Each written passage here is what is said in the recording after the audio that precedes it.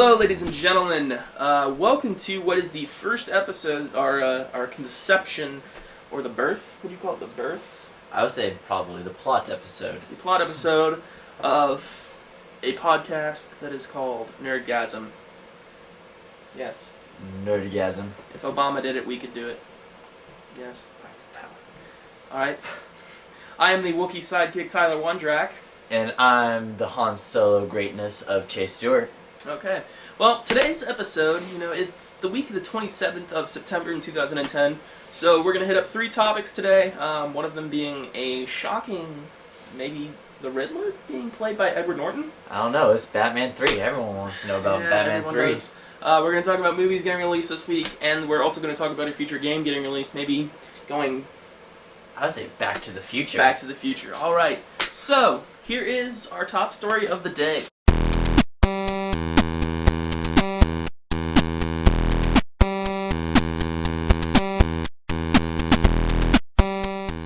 Edward Norton wants to be in the new Batman film, and as I quote IGN, he goes, "I think everything I want to say, and the one thing I put out about that," he explained, "it's a great privilege to do it, and I couldn't be more appreciative of everyone's support and positively towards that because I love those films too. And I hate it when they miss. Norton, come on. It seems like such a wasted opportunity, but the truth is, I'm probably more naturally interested in doing something that I haven't done. I have only good thoughts towards that."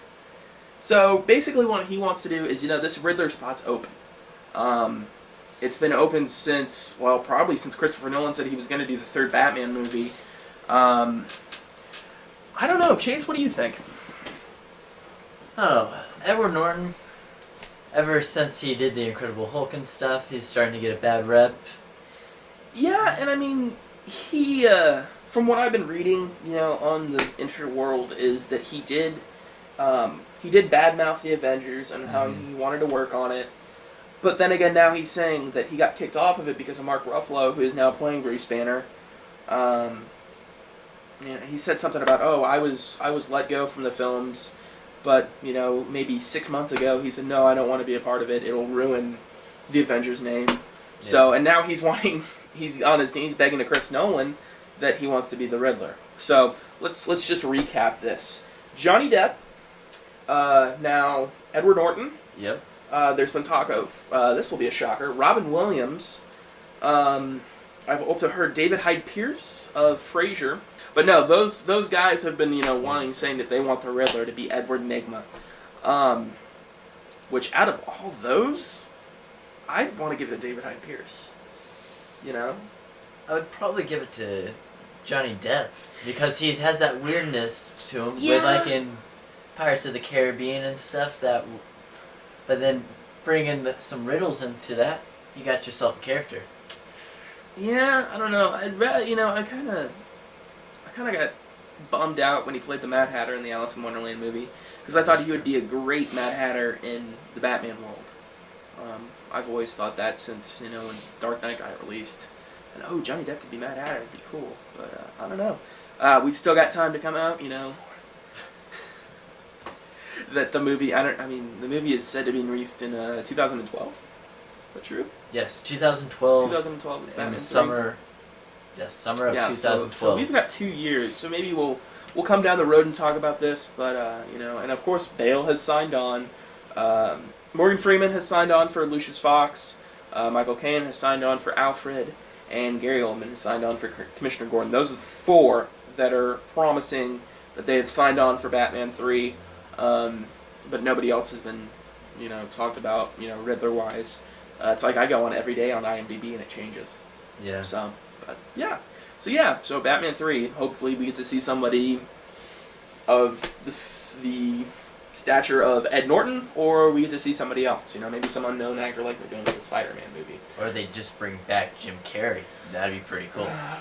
That's another day. That'll be another day. So, but that is my story of the week. That's what I've been kind of chewing at the bit about. But Chase, you found something of stature that there's going to be a new game out? I did. We're going back to the future on this one. We're going back to the future.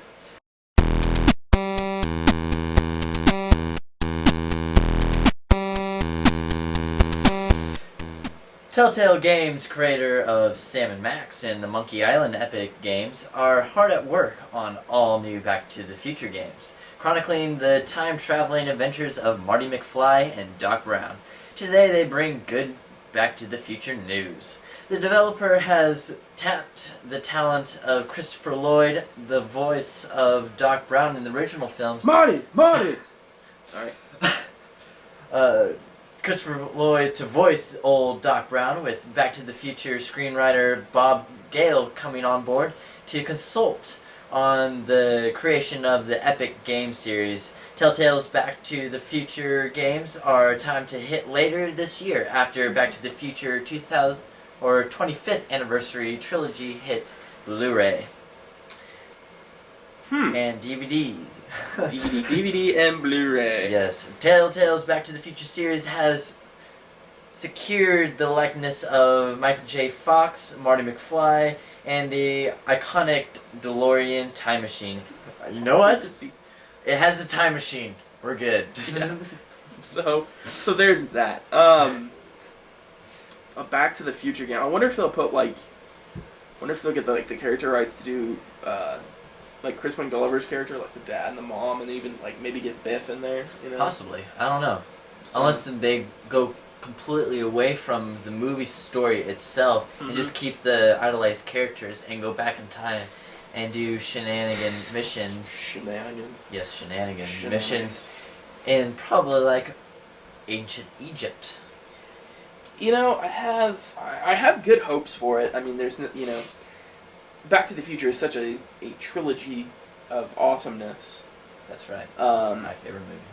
And I don't know. I don't know about this because movie games, it's either hit it or break it. You know. That is either very hit true. it. It's kind of like you hit it or quit it. It's an up or down thing. I still think the best movie game out there. I mean, out of the 20 years that have been, that games have been coming out and stuff like that, is still James Bond's GoldenEye. I mean, to follow a movie and to have what it's done, even though it was for the N64, it's still a solid game. That is true. But also, they remade Ghostbusters, and they didn't follow the movie genre, but they followed the characters from the movies, and they made their own great creation on that. Yes, and which I love, and actually I've got the copy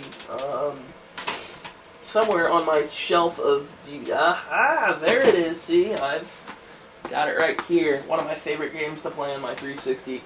But I don't know. It's been a hit or miss. The first Back to the Future games that were released on the Nintendo and Super Nintendo were just not even subpar.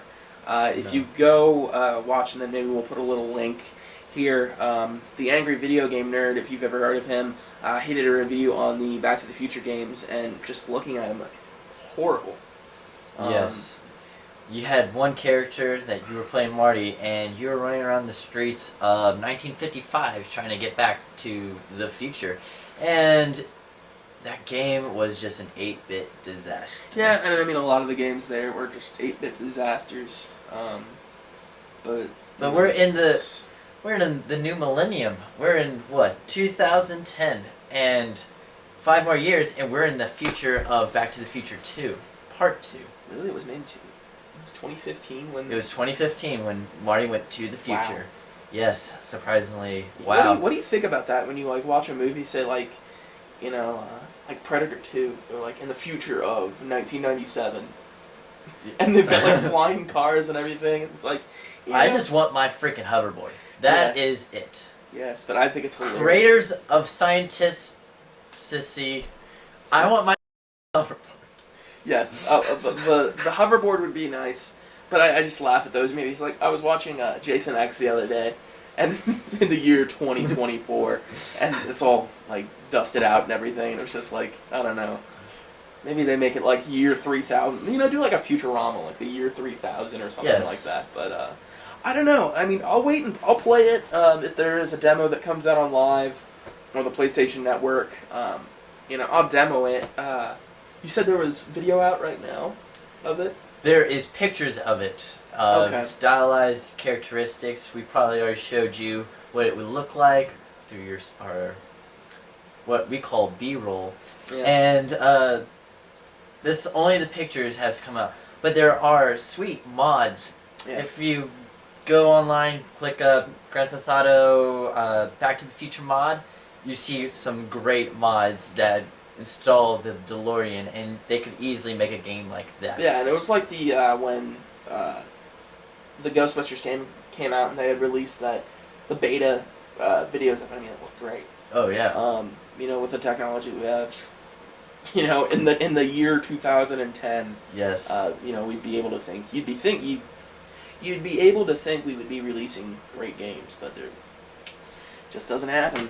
So you got 5 years, scientists, and I want my hoverboard now. Yes, do it. Or McFly. give me those Power Lace shoes, which Nike has proposed. Yes, already. and we'll probably cut to a JPEG right now of those the Nike shoes that are getting released, which I think they are for the 25th anniversary. Yes. Okay. Well, they did it because of the 25th anniversary, Mm-hmm. but Nike does have the patent to the Power Lace shoes that you have seen on Back to the Future Part 2. Yeah.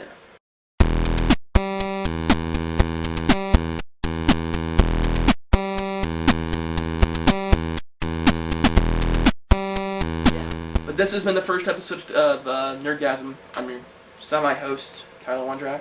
And I'm semi-host Chase Stewart. So hopefully we will see you next week in October.